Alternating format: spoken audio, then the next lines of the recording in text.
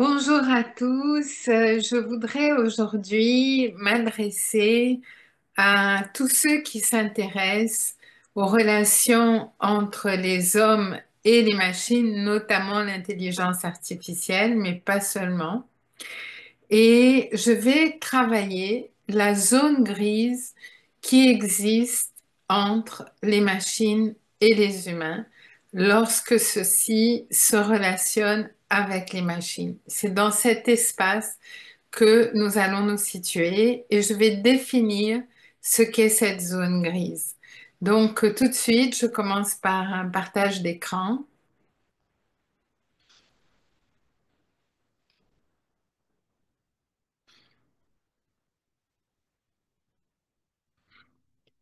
Voilà. Les zones grises entre les machines et les hommes.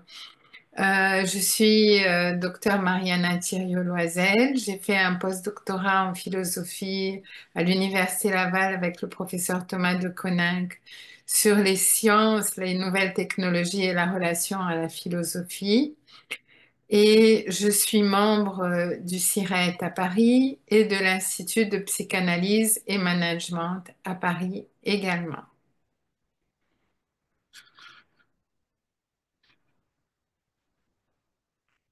La problématique, la communication médiée par les machines comme une caméra vidéo, un ordinateur, un portable, est-ce que c'est un facteur clé ou est-ce que c'est un obstacle pour la compréhension mutuelle et l'évolution humaine?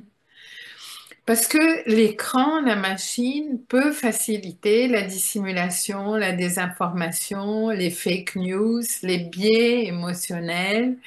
Il peut y avoir des erreurs de transmission et enfin, il peut y avoir une mauvaise interprétation puisqu'il n'y a pas vraiment de dialogue. Par exemple, prenons cet exposé, hein. Je vais essayer d'être le plus clair possible, mais je peux toujours être mal interprétée.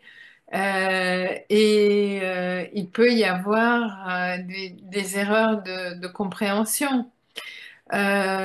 Et d'où la présence que du présentiel et pas simplement du virtuel, hein, pour qu'on puisse parfois éclairer certains malentendus du virtuel. Les relations humaines, elles apparaissent de plus en plus codifiées, mécanisées, protocolaires au sein des organisations. On a une hiérarchie, bien souvent arbitraire, qui est décidée par l'économie, une fragmentation de l'information, des objectifs, des délais prédéterminés, standardisés, et tous ces protocoles qui anticipent ce qu'on doit faire, y compris dans une relation homme-machine, ne tiennent pas en compte la singularité de chaque travailleur, ses besoins, ses rythmes.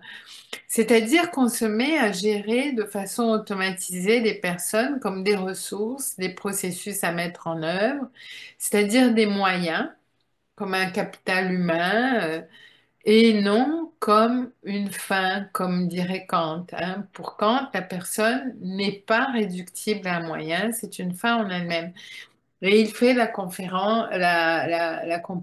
Par exemple, vous prenez une montre finie, un artefact qu'on monte, qu'on démonte, qu'on connaît les pièces, etc., limité.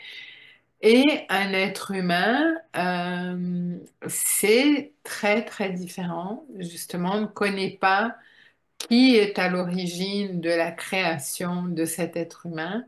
Et il n'est pas divisible, morcelable, décomposable et recomposable à souhait comme une montre. C'est une remarque du professeur Thomas de Coninck dans ses études sur la dignité humaine, où il insiste sur le fait que l'homme est indivisible, que c'est une unité indivisible. Un individu est indivisible, il est toujours entier. Et même dans la situation où il peut perdre un bras, une main, il continue un individu indivisible en soi. Il y a cette singularité de l'homme comme finalité, comme valeur infinie, et non comme valeur finie de l'artefact, de la machine. Donc, quand on codifie les relations, est-ce que ce n'est pas dangereux à long terme d'empêcher l'initiative personnelle sur le terrain? Et nous verrons que oui, et qui permettrait d'éviter ou d'anticiper une série d'accidents et même, voire, de conflits.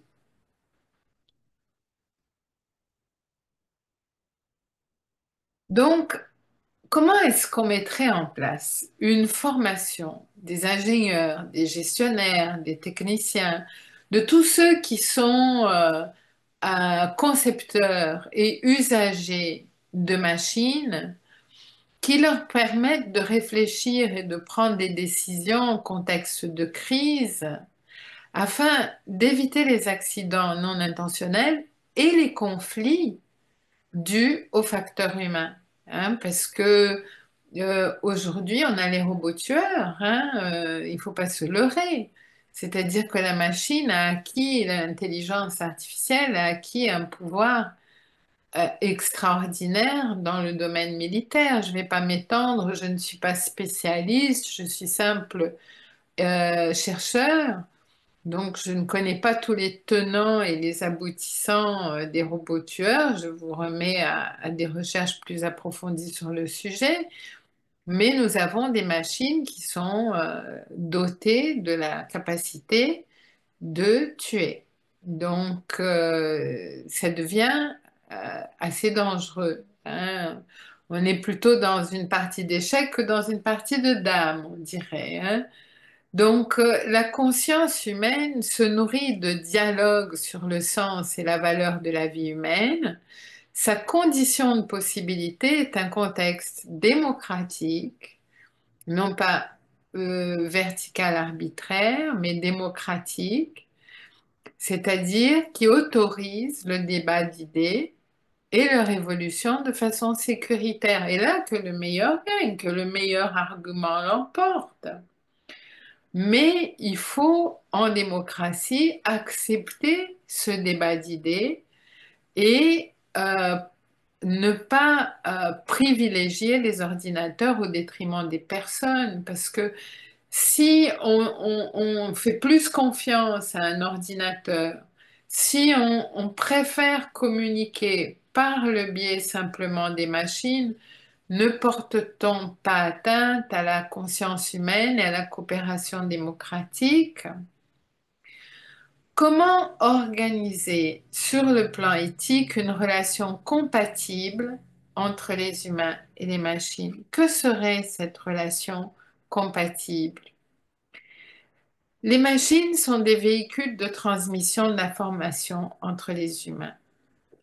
Elles peuvent communiquer, résoudre des problèmes logiques comme les mathématiques, les échecs, plus vite que le cerveau humain, et elles peuvent être utilisées comme armes de combat dans la compétition scientifique et technologique entre divers pays, je viens de le mentionner. Mais la machine n'est pas capable de se mettre à distance d'elle-même, ni d'éprouver de la sensibilité. La machine ne remplace pas les opérations d'évaluation qualitative et les démarches cognitives de dialogue et de création. Actuellement, elles peuvent simuler le sentiment, mais elles n'éprouvent pas ce qu'elles simulent. Les humains commandent la machine, y compris les robots tueurs. Ils commandent les robots tueurs. C'est eux qui doivent être les pilotes et la machine est un copilote, c'est-à-dire qu'elle va exécuter les ordres. Ils créent les mécanismes de fonctionnement. Ils branchent, ils débranchent. Et cette cette fonction de brancher et de débrancher dans la main de l'homme est absolument cruciale pour éviter toutes sortes d'accidents et de dérives de la part des machines qui s'empareraient de la commande de brancher et de débrancher. Voir à ce sujet le film 2001 Odyssée de l'espace, où un ordinateur Hall tue tout l'équipage parce qu'il ne veut pas être débranché. Donc c'est de la fiction, mais c'est une fiction qui n'est pas si loin de nous. Donc les humains ont les droits d'auteur et en cas de panne, ce sont les responsables. Les problèmes soulevés par les machines, elles sont conçues pour obéir, non pour créer, c'est-à-dire qu'elles ont une logique binaire. Et on voit cette logique binaire, cette logique 0 ou 1 dans toutes sortes de problèmes, par exemple de traduction, de panne, etc. Donc elles peuvent produire des faux résultats ou des accidents non intentionnels dus essentiellement à des problèmes de maintenance, absence de mise à jour et elles ne peuvent pas gérer les problèmes de communication ni les problèmes non intentionnels auxquels elles sont soumises, panne, bug, etc. Donc, je voudrais faire un petit peu, juste pour qu'on se situe, la liste des accidents non intentionnels et des mésusages de la machine. Récemment, nous avons assisté en 2024 à une panne géante chez Microsoft, semble-t-il due à un défaut de mise à jour. Cette panne, elle a affecté les aéroports du monde entier et elle a eu d'immenses coûts cachés parce que beaucoup de personnes n'ont pas pu retourner immédiatement chez elles. Donc, elles ont dû être allées à l'hôtel, elles ont dû payer plus cher des billets dans d'autres vols si elles avaient eu des rabais pour rentrer. Donc, on voit que ces pannes non intentionnelles, elle gère des coûts cachés, ce qui est la problématique de Daniel Bonnet dans l'Institut de psychanalyse et management de Paris. Bonnet, B-O-2-N-E-T. Je vous remets à ses travaux à l'Institut de psychanalyse et management. Donc, sur les coûts cachés dans les accidents non intentionnels. Donc, par le passé, par exemple, un crash d'avion à São Paulo a causé la mort de 199 personnes, en partie à cause d'un mauvais entretien des infrastructures de l'aéroport, notamment de ses pistes, déjà signalées par de nombreuses grèves de fonctionnaires de l'aéroport. Cependant, le poids des enjeux économiques a empêché la fermeture de l'aéroport malgré la demande explicite des politiques locaux. Bon, on a aussi l'effondrement d'un pont dans le Mississippi à Minneapolis qui semble également dû à des problèmes de maintenance, ainsi que l'accident dramatique d'une mine en Sibérie en 2021. On a encore, par exemple, le drame de Sayano-Chouchensk, qui est un accident survenu le 17 août 2009 dans la centrale hydroélectrique de Sayano-Chouchensk, qui a fait 75 morts, mobilisé 2000 sauveteurs, relève également de problèmes de maintenance à turbine 2 signalés à maintes reprises et qui n'ont pas été résolus. On entre dans une autre sphère lorsqu'il s'agit du suicide en plein vol du crash de l'A321 de German Airwings. 52 personnes, 46 mineurs et 6 sauveteurs ont été également tués dans un accident de mine de charbon en Sibérie. Une nouvelle catastrophe qui frappe régulièrement le, le, le, le champ endeuillé en Russie. Ici, vous avez les débris de la 320, une photo de l'AFP. Donc, vous voyez la catastrophe. Donc, on a un cas un peu compliqué, c'est-à-dire que l'homme qui conduisait la machine a eu un burn-out en plein air et s'est projeté contre la barrière des Alpes. Donc, peut-on éviter cela? Et comment éviter cela? Et je crois que oui. Donc, mais la vie n'a pas de télécommande. Lève-toi et change-la toi-même. Life has no remote. Get up and change it yourself. C'est un petit post que j'ai vu passer dans les réseaux sociaux, mais je l'ai trouvé assez parlant. Voilà, donc j'ai mené au NIAI, le National Institute of Informatics, en 2021, des recherches avec le professeur Dr HDR Frédéric Andrès, qui m'a aidé et accompagné dans la conception d'une table de mesure de l'énergie humaine. C'est-à-dire comment est l'énergie de cette personne qui va utiliser la machine, quelle que soit cette machine, que ce soit un portable, un ordinateur de table, que ce soit l'organisation d'une centrale hydroélectrique, une mine de charbon ou une cohorte de robots tueurs. Comment est cette personne? Comment est l'auteur? Quelle est sa situation énergétique? Quel est son portrait énergétique? Et vous allez voir que ça va influer de façon décisive dans les accidents et dans la prévention des accidents. Donc, on peut avoir une personne totalement épuisée qui ne se présente pas au rendez-vous, hein. Elle est apathique, elle a une sensation d'être vidée, elle a une lourdeur, elle est sans force pour continuer. Donc paralysée ou en partie paralysée pour certains le coma, mais souvent frappée par un, un déficit énergétique du fait d'un épuisement qui peut être dû à un burn-out, qui peut être dû à une maladie, qui peut être dû à un excès de travail, une incapacité de gérer tout ce qui s'en vient, un découragement, enfin, donc, ou, comme je l'ai mentionné, une maladie grave. À ce moment-là, cette personne n'est plus en état de travailler avec des machines, ni travailler tout court.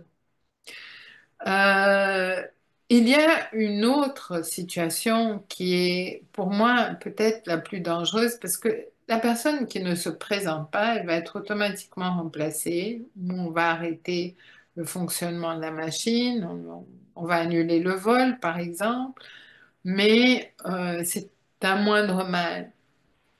Le pilote automatique, c'est un fonctionnement à bout de force, mais que l'on fait quand même. Donc, on est capable de fonctionner, mais on est sans entrain, comme si l'on puisait dans les dernières réserves d'énergie. Et on a un comportement d'automate, action et parole réflexe. Et donc, tout fonctionne sans qu'on réfléchisse. Mark William de Bono a noté, ce n'est pas simplement une situation dangereuse. Ça peut être une situation intéressante parce que comme on est en pilote automatique, de temps en temps, on a un insight, un eureka et on peut découvrir quelque chose.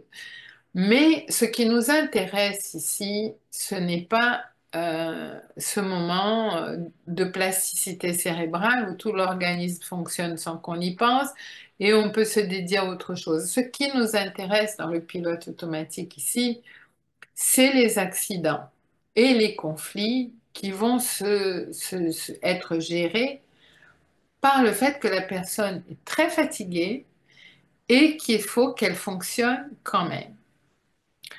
Et je me souviens d'un exemple très récent d'une dame qui vient m'aider à la maison, qui avait de grosses douleurs et qui m'a dit aujourd'hui, je ne me sens pas bien du tout. Et je suis en douleur. J'ai déjà fait plusieurs appartements et la douleur ne fait qu'augmenter. J'ai dit, Madame, considérez que votre heure est acquise et rentrez chez vous. Et donc j'ai signé le papier, la dame est rentrée chez elle et je me suis dit, bon, je pense qu'on a pris conscience de la limite et elle s'est reposée, elle a pris 24 heures, elle a arrêté, plutôt que de fonctionner en douleur, frustrée, en colère et peut-être provoquer un accident ou peut-être avoir un malaise plus grave. Donc, il y a un moment, il faut l'humilité du... Excusez-moi, je ne me sens pas bien aujourd'hui. Pouvez-vous m'aider? Et je vais y revenir. Mais souvent, cette possibilité n'existe pas. C'est-à-dire que la personne peut perdre son emploi si elle ne fonctionne pas dans les heures, les rythmes qui sont convenus de fonctionner, hein. Donc, euh, c'est sûr que si, parce qu'on est un pilote automatique, qu'on oublie ses clés, son parapluie, son portable, tout ça, on peut le retrouver. Mais imaginez qu'on est dans une tour de contrôle, qu'on a une absence, on a un avion qui décolle, un autre qui atterrit. On oublie de donner la commande et il y a un crash en l'air et voilà, donc c'est un accident qui m'a été conté par le feu pilote de chasse Richard Aubin, qui était très intéressé par justement ses recherches, ses travaux sur les accidents non intentionnels dus aux situations de pilote automatique. Comment on fait quand on est en pilote automatique et qu'on est fatigué et qu'on s'en rend compte, hein, qu'on se dit, aujourd'hui je fonctionne, mais je ne suis pas au mieux de ma forme, loin de là. C'est-à-dire que j'ai déjà oublié mes clés avant de partir, que je suis remontée chercher mon portable parce que je l'ai laissé dans la chambre, donc c'est un jour où je dois être plus attentive parce que je suis fatiguée, je suis à bout. Est-ce que c'est le temps de faire une chirurgie, par exemple? Bon, alors dans ce cas, ce que je conseille et vivement, c'est d'accepter le relais et d'installer dans les entreprises la question du relais. C'est-à-dire que la personne est capable de se mettre en veilleuse, que ce soit 24 heures, comme cette dame qui m'aide avec mon appartement, qui est tout petit, mais je dirais, elle m'aide et c'est précieux parce que je vois très mal. Donc, euh, c'est important d'avoir de l'aide. Elle a réussi à rester 24 heures au calme chez elle. Donc, et d'autres l'ont remplacée. Et c'est-à-dire qu'on est au repos, on est au calme et on se met en mode d'économie d'énergie pour récupérer exactement comme vous branchez votre portable pour qu'il se recharge ses batteries. On a besoin de récupérer quand on est fatigué puis qu'on est à plat. Et comment on le sent? On se connaît, on se connaît. Et on sait quand on est à plat et qu'on force et qu'on dit je le fais quand même. Il y a un très beau livre de David Servan-Schreiber, On peut se dire au revoir plusieurs fois, où il propose la méthode anti-cancer et on peut se dire au revoir plusieurs fois, c'est son dernier livre.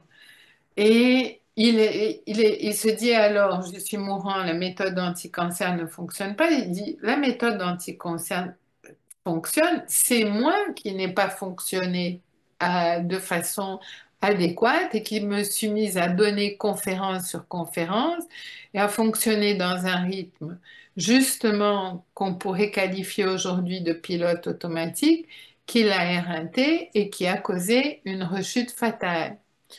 Donc,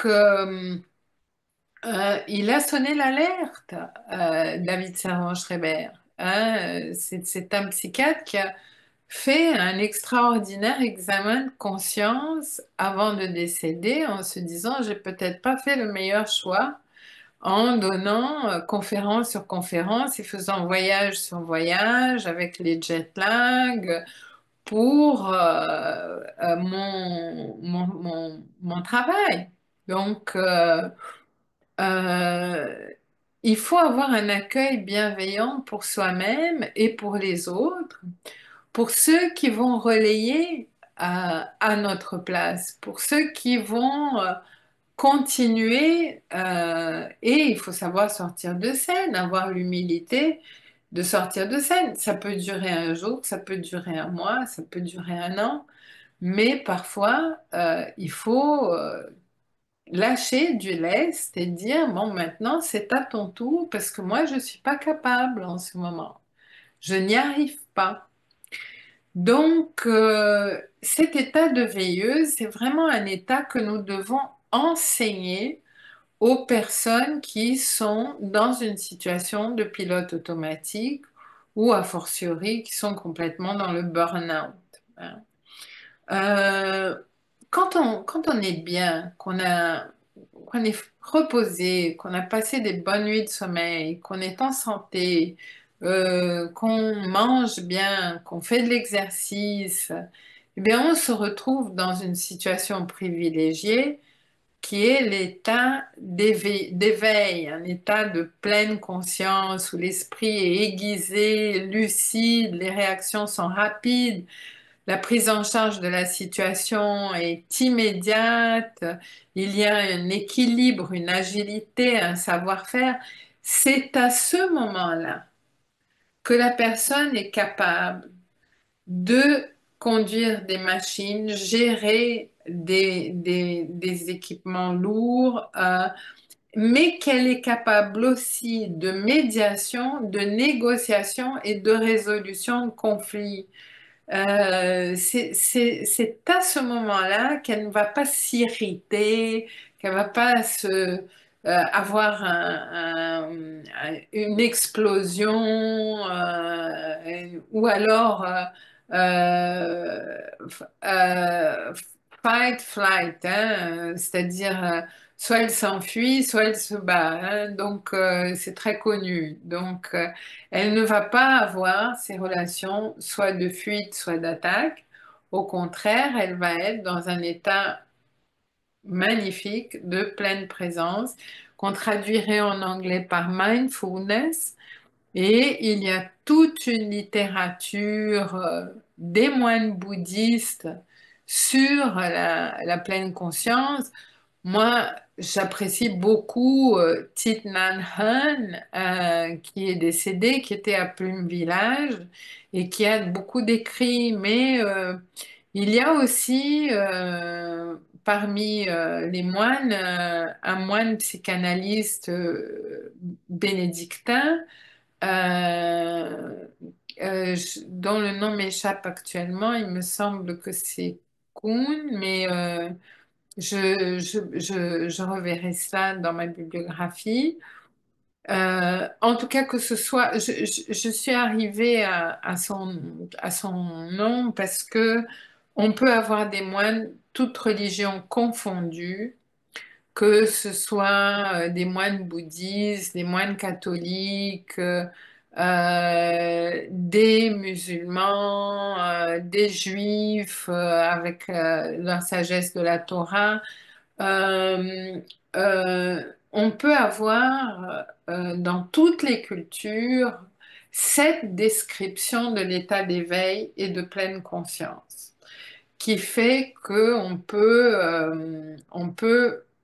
je dirais, être en état de résoudre des conflits, d'anticiper des conflits, de médier des conflits ou d'avoir une relation saine à la machine. Qu'est-ce que j'appelle une relation saine? C'est-à-dire une relation distancée qui observe, qui conduit, qui est en charge et qui est capable d'arrêter, de débrancher la machine pour éviter les accidents ou de réparer en cas de faille de maintenance le plus tôt possible d'évacuer faire évacuer les lieux si on sent que le danger est imminent. Donc, et puis, on a un état qui est intéressant parce que, je veux dire, tous les professionnels, que ce soit les professionnels de la santé, les professionnels de l'aviation, les militaires, toutes les personnes qui sont les pompiers, qui sont dans un état d'urgence, sont parfois appelés à mobiliser une adrénaline très forte pour rester éveillés deux jours de suite et ne pas se reposer, s'alimenter peu, être vraiment en situation de fonctionnement. Euh, ce n'est pas un état d'action précipitée, d'affairement ou de plusieurs actions simultanées. C'est pas cela, hein. C'est un état où on ne perçoit plus la fatigue, où on a une insensibilité à la douleur. C'est un état de dépassement avec un sentiment de légèreté, d'inspiration, de sensation de mission. Par exemple, quand un chirurgien opère à l'hôpital de Sherbrooke, par exemple, 12 heures de suite, à quelqu'un qui est arrivé avec, après une fracture, un accident de moto, 12 fractures, donc qui gère avec son équipe ces 12 fractures. Il y a vraiment une transcendance. Que l'alerte, c'est le problème de l'usage de drogue par ces personnes pour tenir le choc 2, 3 jours éveillées et résoudre tous les problèmes qu'elles ont à résoudre. Donc des dépendances qui peuvent se créer à toutes sortes de substances qui maintiennent la personne éveillée. Et là encore, c'est un sujet que l'on peut traiter avec l'Institut de psychanalyse et management de Paris. Donc, comme je l'ai mentionné, il y a un risque de fonctionnement en pilote automatique. De nos jours, l'assistance des machines peut accroître notre incompréhension. Lorsque, par exemple, des personnes utilisent des codes de communication des machines sans réfléchir à la signification et à l'impact des messages qu'elles partagent, les dommages peuvent être très rapides. Les personnes distraites, lorsqu'elles sont en mode pilote automatique, peuvent s'épuiser. Donc, je remets à nos travaux avec Frédéric Andrès. Je citerai la bibliographie à la fin du livre. Le moine psychanalyste dont il était question et que je me suis souvenu, c'est le moine Anselm Grum. Anselm Grum. C'est lui qui a de nombreux écrits sur la pleine conscience et qui pour les bénédictins est une oraison centrante. Mais il y a aussi des laïcs qui peuvent avoir ces moments de pleine conscience.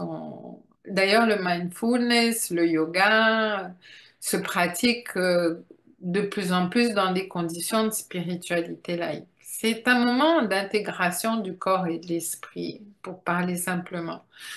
Donc, quelles sont les implications du potentiel énergétique humain? Eh bien, en fonction de notre état énergétique, on va avoir euh, une série d'émotions ou en ayant une série d'émotions, on va aboutir à euh, toute une série d'états énergétiques. Bon, si on est apathique, bien souvent on est dans un état dépressif, on dévalue le désir, le sien, celui des autres, on est dans un état de dénigrement, voire d'absence de désir. Ce sont des états énergétiques qui peuvent favoriser la peur, la honte, la tristesse, la fuite, l'abandon. L'état de pilote automatique, c'est un état où on est démotivé, on fonctionne parce qu'il faut fonctionner. Donc, stress, traîne, autocontrainte, désir forcé, des émotions comme la colère, comme l'attaque. Puis l'état de veilleuse que j'ai décrit qui implique une neutralité, une écoute, une certaine passivité, la place donnée au désir de l'autre, ça a été extrêmement étudié par Emmanuel Lévinas, Paul Ricoeur, Un état distancé. Dans le très beau livre de Paul Ricoeur, Soi-même comme un autre, ou dans toute l'œuvre de Emmanuel Lévinas, où il y a dans toute son œuvre un travail phénoménal sur la préférabilité inconditionnelle d'autrui et où le moi est pascalien et donc haïssable. Donc, quel est le script énergétique où on se trouve, hein? Donc, par exemple, l'état éveillé, il a un script affectif d'être intéressé, motivé, impliqué, résilient, même antifragile. Vous savez, comme les matériaux qui peuvent se tordre dans tous les sens, mais ne brisent pas, hein. C'est un état résistant où le désir, l'intérêt est présent. Un état désirant, état de pleine conscience et un état aussi d'implication. Donc, cet état nous intéresse au plus haut point, hein, parce que c'est l'état optimum de fonctionnement avec soi-même, avec les autres et avec les machines.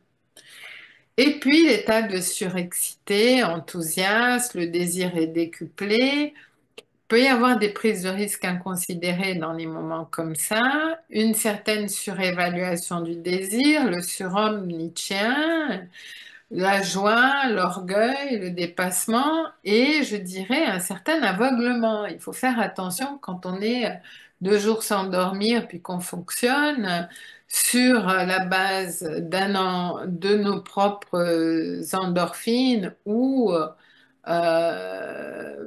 de drogue. Il faut faire attention à l'aveuglement que l'on peut avoir à ce moment-là.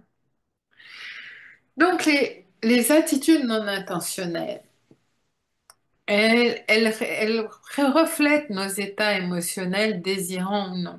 Et j'ai constaté l'influence de ces attitudes non intentionnelles sur nos comportements de fuite, d'abandon, d'attaque, de neutralité, d'implication, enfin de dépassement.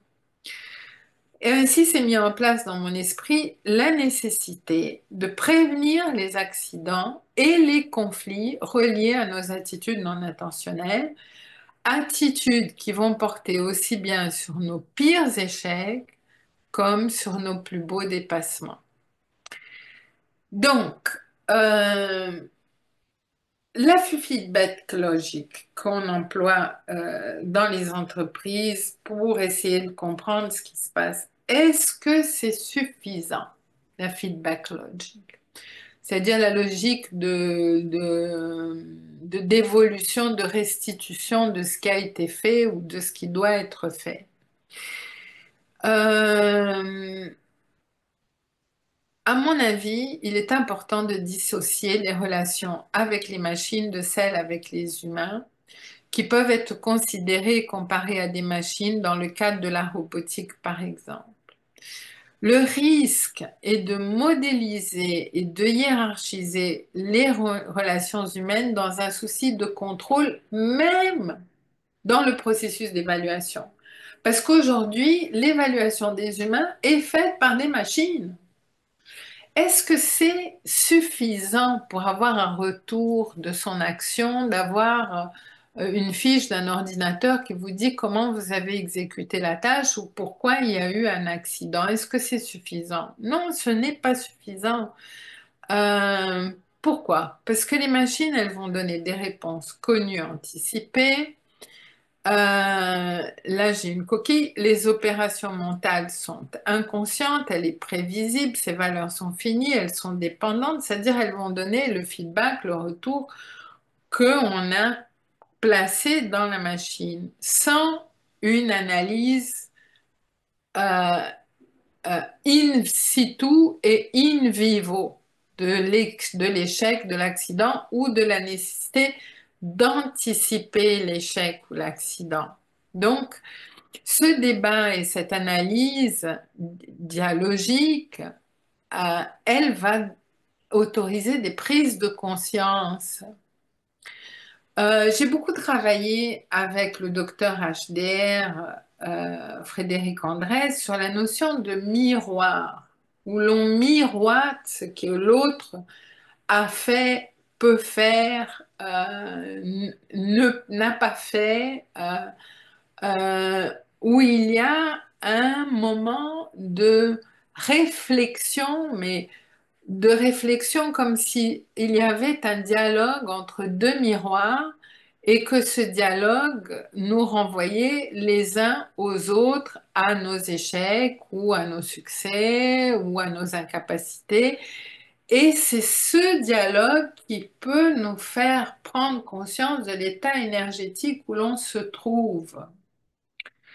Donc, ce sont des moments de prise de conscience, et ça, c'est très important, d'autonomie, de sensibilité, bien souvent d'improvisation, de création, parce que les hommes sont imprévisibles, libres, alléluia, et qu'ils ont des valeurs infinies.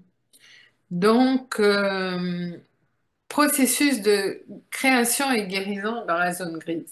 J'ai fait une longue introduction pour arriver à mon sujet.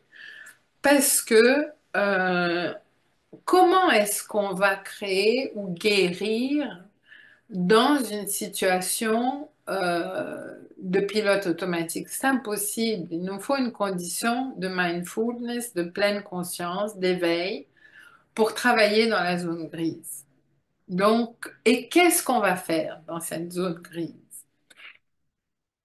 Justement, faire, c'est le rôle de la machine. La machine exécute. Elle exécute des tâches, elle exécute mieux que nous, plus longtemps que nous, sans se fatiguer comme nous, et on va pas réinventer la roue et partir à l'âge des cavernes et éteindre tous nos ordinateurs et débrancher nos téléphones. Enfin, le retour en arrière est impensable. Mais nous ne sommes pas que dans l'agir lorsque nous négocions, lorsque nous médions, lorsque nous créons ou lorsque nous voulons guérir. Au contraire, il y a un moment de déconstruction. Il y a un moment où il faut défaire ce qui a été fait. Et c'est le moment du feedback logique, du retour sur ce qui a été fait, hein, l'analyse de la boîte noire dans l'accident d'avion. C'est là, on est à démonter la boîte noire et on est dans le défaire.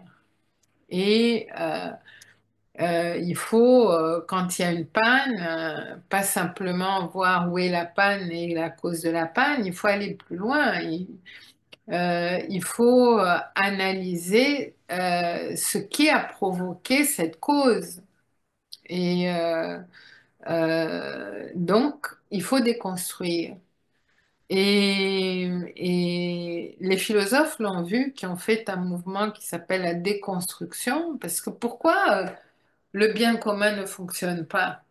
Pourquoi est-ce qu'on n'arrive pas à un univers même modeste? Pourquoi on n'arrive pas, par exemple, à avoir une instance de régulation internationale des fonctionnements des machines? Pourquoi on n'arrive pas à se mettre d'accord? Donc, il y a certains philosophes français qui se sont appelés comme Lyotard, comme Deleuze, comme Roland Barthes, des déconstructivistes, des personnes capables de déconstruire certaines représentations idéalisées. Freud parlerait d'idéal de moi, des uns et des autres, en disant attention, nous sommes faillibles. Et donc, il y a un moment d'insurrection où il faut défaire. Et c'est un état où la logique n'est pas A et A, on fait les choses ensemble. Non, c'est un moment où A et non-A vont s'opposer et A n'est pas non-A. Et c'est intéressant, c'est un moment de déconstruction de A et qui est très important si on veut donner un retour d'action. Et, et non-A, il a aussi la capacité pour, une fois qu'il a déconstruit, d'observer, de ne pas faire, de non agir. Il y a un très beau traité de Lao Tzu là-dessus, qui s'appelle le Tao Te Ching, où il parle beaucoup du non-agir. Et c'est un moment d'époché, comme diraient les Grecs, de suspension de l'action. Et je vous remets aux travaux de Philippe Filliot sur l'époché, qui a donné une conférence au Centre de transmission du yoga, au CTI, très intéressante, Centre de transmission du yoga à Montréal, sur ce moment de non-agir, de ne pas faire, de contempler, d'observer, de se mettre à distance. Les machines sont capables de faire ça. C'est des moments de prise de conscience. Et ce sont des moments essentiels. Donc, quand on défait, on est dans la zone grise. Quand on arrête de faire, quand on est dans le ne pas faire, dans l'observation, dans la réflexion, dans la méditation, dans la contemplation, on est dans la zone grise. On n'est plus dans le oui, oui ou non, vrai ou faux, juste, injuste. On est en train d'essayer de comprendre ce qui se passe.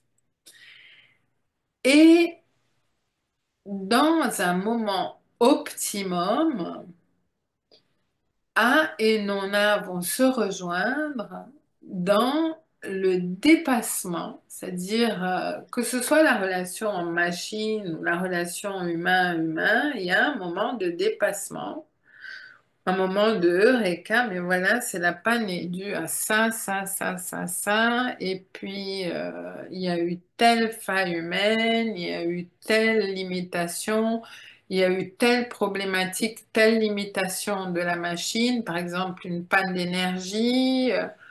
Donc, euh, on est toujours dans la zone grise, c'est le moment où nous sommes faits ensemble. C'est le moment incroyable de la logique du tiers inclus de Basarab Nicolescu, très bien décrit dans le manifeste de la transdisciplinarité en ligne dans le site du CIRET. C'est un moment extraordinaire. Pourquoi? Parce que c'est pas que nous faisons ensemble, nous sommes faits ensemble. Nous nous laissons travailler ensemble. C'est un moment où on abat notre jeu, là, où chacun montre ses atouts et les failles de son jeu et on se dit, bon, bah, comment est-ce qu'on peut jouer ensemble? Puisque là sont nos atouts, là sont nos failles, comment on peut régler ces failles et mettre en avant nos atouts? Miracle ou mirage, parce que est-ce que c'est vraiment possible? Est-ce que les gens vont avoir un jour la, la compétence de montrer leur jeu les uns aux autres, leurs atouts, leurs failles pour penser ensemble? Comment conduire le mieux possible cette planète bleue? Un ouvrage, comme l'a dit Marc-Georges Klein, un interlocuteur brillant, qui est un dramaturge, une personne qui travaille beaucoup sur le théâtre. Et dans un de ses textes inédits, il écrit toute œuvre est ouverture. Donc, ouvrage, il s'agit d'œuvrer ensemble. ni d'être dans le miracle, ni d'être dans le mirage, mais d'être dans l'ouvrage.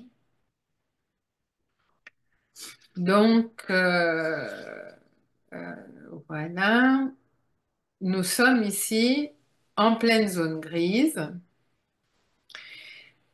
Donc, qu'est-ce que la zone grise? Elle est un acte quotidien de commencement et de recommencement. Être agi et ne pas être agi demeure aussi important que l'acte d'agir. Tout au long de ce processus, nous sommes à la fois faits et défaits, construits et déconstruits, dans ce travail d'ouverture. L'art, par exemple, se nourrit de l'acte de faire, l'insurrection du défaire, la patience de ne pas faire, et enfin dans le miracle, l'ouvrage ou le mirage d'être fait ensemble. Dans ce mouvement de création, nous apprenons à faire place à l'inspiration et à la porosité de cette connexion qui se joue entre nous et ce qui nous dépasse, nous modifiant et nous façonnant en un sens, nous dévoilant.